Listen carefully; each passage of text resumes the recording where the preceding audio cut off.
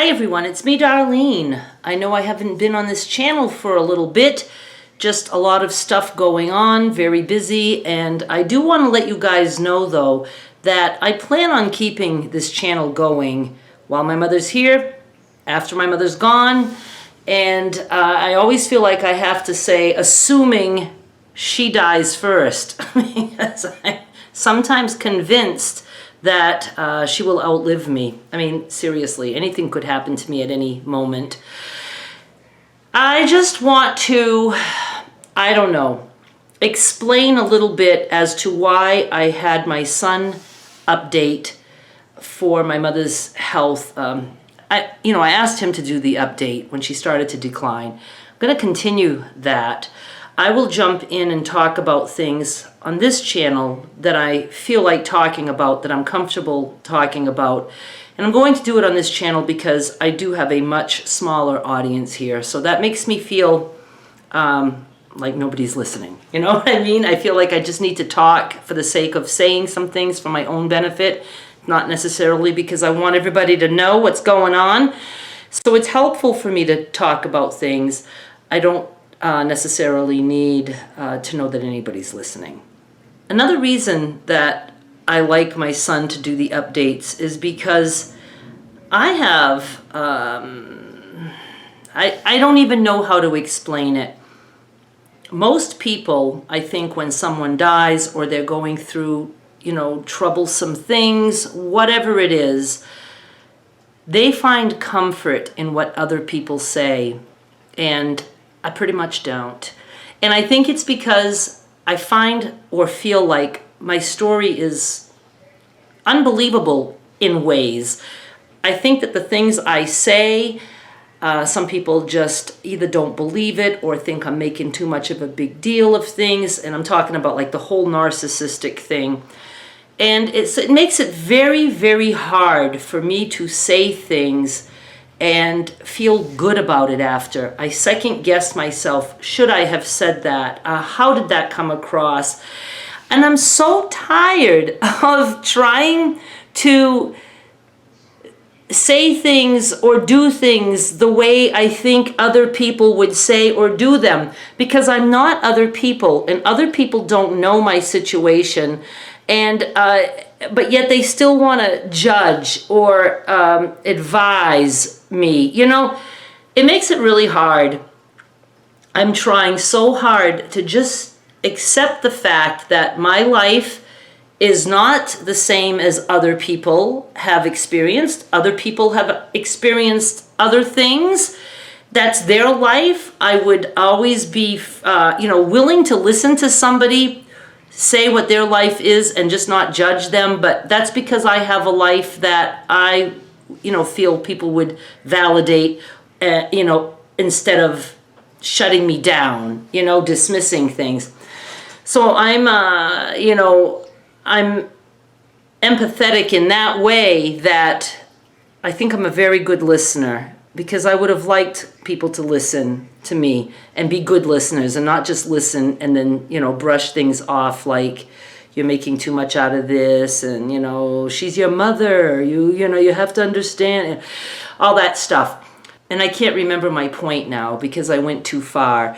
I guess I'm just trying to say is it's really hard to talk about things the way I would like to talk about them. I would like to just be able to normalize disorders, mental illnesses, just whatever, and not worry so much about what people say or think. And I have made it a pretty sheltered little online world for myself as much as I can by having comments off and all that stuff. So it does allow me to say some things, but I think I was talking about like why I had my son say things. I do want my audience to be updated because I have shared so much of my life that, I've talked about my mother, not so much about the narcissistic way on my main channel, but I have, brought that up. There'd be no way I can talk about my life without, including that. So I feel my audience does need to get updates. I want everyone to get updates. I don't know. It's hard. See, I'm always, I don't know. It's hard It's hard to get through all these things in a very private way when you have a very public job. It's a lot to deal with. And I think I'm doing okay with that. I think that, having Derek, help out with that, I think it's probably a pretty good option. I just don't go to his Facebook page to read anything. I just don't, because not at this time. I don't want to, hear what others have to say. I know that you might think that I should feel like that's comforting to me when other people say things, but it's just not. I am very well aware that every single person online that watches me, or that I've even maybe chatted with, we don't know each other. We don't know each other at all. I learned really early on in my YouTube career, or even just my online career, even when I was doing the coupon blog, and there was a lot of interaction, even when I was just on eBay. And in those days, everybody could get everybody's email, and I would get a lot of emails like from my customers and stuff. Even back then, even before eBay, when I first started online, I learned really quick that total strangers are just that. They're total strangers. They're not friends, even though you think you might have a friendly relationship with someone. You don't. So you can't take the hate seriously, right? Everybody says that. Ignore that. Don't pay attention. They don't know you. If you can't take that seriously, or you have permission to not take that seriously, that means that the good stuff, I have a hair in my eye, that can't be taken seriously either. You can't pick and choose. Why am I having issues? I think I got it. You can't pick and choose what you want to believe or not. It's better to just flat out know that the stuff that is said is just a complete stranger's temporary opinion about something that you just said. Their opinion can change. Like the next thing you say might piss them off, and they'll let you know. So it's just better to just not pay attention to it. Another thing, and I don't feel like I'm free to say certain things about religion because I worry that I'll lose my customers. It's not that I'm anti-religion. I'm a little anti-religion. It's that I just find it's interesting. I do find that it's very interesting that people who are strong in a certain belief, or they pray, don't stop to think, if the person I say this to isn't quite on board with what I believe, is that like an insult to them? Because I find that it is at times. And we're made to assume that anybody that says anything, religious or about God or about praying, that even if you don't believe in the same things, people will say, yeah, but their intentions are good. So, just ignore it. Their intentions are good. I don't think intentions are good if they're self-serving. And again, I'm not saying I don't want people to pray. It's not my thing. It's my mother's thing. I want it for her. I got her last rites when she was really bad off on her birthday. I want what she wants for her because that's what she wants. And she's my mother. So, we can be open and honest. She knows how I feel. I know how she feels. So that's okay. But a complete stranger putting something on me without knowing, like saying, I'll pray for you, I'll pray for your mother. I always stop and wonder, why do I need to know that? That's the part that baffles me. Prayer is for the person who's praying. And if they really believe that that prayer is going out into the universe and somehow going to help the person they're praying for, they don't need to know that. Because a lot of people pray for all, other things that nobody would know. They pray for wars to stop or things like that. They're not like contacting the president of a country and saying, I just want to let you know I'm praying for the war. You know what I mean? You just pray openly and you just let it go out there. But if someone says, oh, my mother died or whatever, oh, I'll pray for you. You're in my prayers. And it's like, yeah, that's okay. I just don't know why I need to know about it, because I just don't get it. And I grew up Catholic, and I knew a lot about religion, at least the Catholic religion, not so much about others other than what I've learned. And again, it's just, I'm a very logical person. I like things to be able to be proved and all that stuff. And to not even get into all of that, I just find that it's odd that some people think what they believe is okay to just put on someone without really stopping to think if that person is interested. I say pray all you want. I let my mother pray all the time. She has a lot of rosary. She loves to say the rosary. I'm bored and my hands hurt or whatever. Here, Mom, say your rosary. That'll make you feel better. Because I know that she believes in all that. So that's okay, because I know what she believes, but nobody knows what other people believe. These are the things that worry me when my mother dies. I already am trying to not look at anything anywhere where anyone can be saying anything, especially those who say, well, you should do this and you should do that. I don't need that at all. But when she dies, again, if she dies first before me, I don't know how to handle those things other than just to ignore. I don't, and I know there are a lot of people out there who seem to be very nice people. I have customers that are repeat customers and all that. Don't know these people, but they're very nice and pleasant, and I don't want to insult people by saying, gee, that's not what I believe. But then, I can't say to someone, that's great. If that's what you believe, doesn't help me at all. You know what I mean? It's not my thing. Then I insult people, because people don't like other people's truth. They think that all of a sudden they're bad. Oh, I was doing a good thing and you put it down. You were doing what you thought was good, and I think if that's put on me, I have the right to explain that isn't quite up my alley. I mean, why can't I say that? Why do I have to just accept what somebody said and have this little conversation in my head that they meant well, and just to ignore it? I don't know. I just find it all very interesting. I really do. And I know people have already said things, even my patrons and stuff like that, and it's like, I just do what I just said. I look at it and I'm like, they don't know me at all, and they didn't care to ask or to find out. But then I say, they're just trying to be helpful.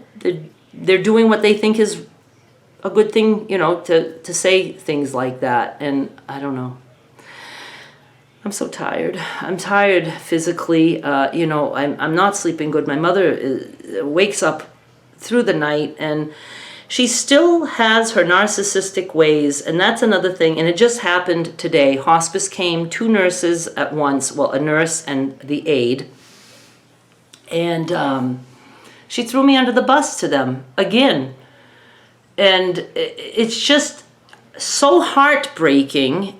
And one of them did come back. I can't remember exactly, but it was, she was saying that I'm such a liar. I don't do anything for her. And, and I was like, Ma, how can you say this? Now, I know that doesn't help. I know I should just shut my mouth, let her say it, but I'm so tired of shutting my mouth. I'm so tired of never being able to say anything that it comes out. And then the nurse did say, very sweet, but she, said, it's just her mind right now. And I was like, it's not, it's my whole life of this. It has nothing to do with the moment. Nobody can wrap their head around the fact that somebody can get so completely drained from years of this, you know? So then it makes me feel bad. And I snapped at her, and then I couldn't apologize enough. I was bawling my eyes out. I'm like, I'm tired, and I do appreciate you guys so much. And I know it's just hard for anyone to understand what I'm going. The dynamics of, living with a narcissist all your life are just something that not very many people experience, because most people leave. They just go no contact or very little contact. And I just never did that. So it was a rough morning, and it still breaks my heart every time my mother throws me under the bus like that, because it's like, what the fuck am I doing all this for? But I know why I'm doing it now. I'm doing it now to just see it until the end. And I hope that I do get to outlive her, because I want very much to experience that. I really do. And I hope I can always remember that it was awful, because that's the only way I can heal, is to move forward and say, okay, that happened, and now it's not going to happen anymore. I don't want to look back and say, oh my God, I must have been wrong about everything. I'm sure I was doing everything wrong. I don't want that to happen. I want to heal, and I hope I get that chance in this lifetime, that I can move past it. It's why I record things. I recorded her today. All upset because of breakfast. And it sounds so ridiculous, but when it's attached to everything that came before it for all these years, it's not ridiculous to me. It's complete stress. Another thing is that it is exhausting to have someone dying your whole life. It's exhausting. And this last time for her birthday, I called a priest and I was like, please, I need somebody here today. It was a Saturday. And a priest came out, and that made me feel good that my mother was getting something that she believes in. And I wanted that for her, and I considered it her birthday gift.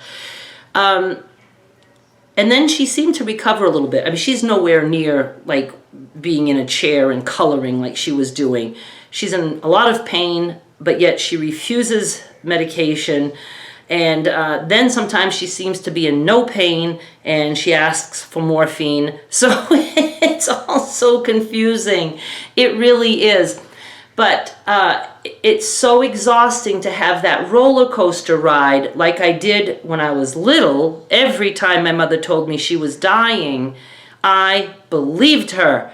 And I did everything in my power to pray and to help her physically. I can, remember feeding her, trying to get something for her to drink, and sitting by her on the bed and trying to make her more comfortable. A very little girl. No child should be doing that with a parent. No child should be in that position. My siblings were gone. My father was working or sleeping. It was all me, all on me to take care of my mother, who was always dying. Then as I got a little older, I started to realize she does this all the time, but I still believed this is the time, maybe sometimes more than others. And you go through that whole preparation of her death, and then she doesn't die, and then you get mad, not because she didn't die, but because you went through that. Like when a child is missing for a minute in the store, the first thing when you find them is like you're almost pissed off. Like, why did you scare me like that? But then it's not the child's fault or whatever, and then you're just so happy that they're back. So that's the way I would feel with my mother. And then when I started really realizing that this is a fucking shit show here, that this is all part of the narcissistic thing, and I just pretty much stayed pissed off all the time. I didn't have that happy feeling once I realized she's not dying. And so it's the death, her death is not what's going to bother me. It was her years of dying. That's what's going to stick with me. There will be some relief when she actually dies. Not happy that she's dead, but happy that that roller coaster is over, the roller coaster on my end, that I can get off that ride and not have to worry about that. I hope some of this made sense. I would love to think that I didn't piss people off. Realistically, I know I did. And that has to be okay. I can't let my business make me sick mentally that I can't share things that I want to share. I think my whole life, as much as I love business, business is what keeps me sane, because it's almost like booze to me. You know, it's what I throw myself into to forget about everything else. And I want to come out of that and tell myself it's okay to be exactly who I am, and I don't have to have everybody like that. And I don't know why I worry about business. I realistically don't need to be working, but I love it. You know, I do love it because it feels good. Again, it's like my drug. So I'm just doing the best that I can, and I just want to start to feel like it's okay to be exactly who I am. That's all. I just want that. I appreciate anyone out there who watches these videos, and I really hope that there are other people out there who are hearing this and that it's helping them a little bit, you know. The rest I'll just learn along the way.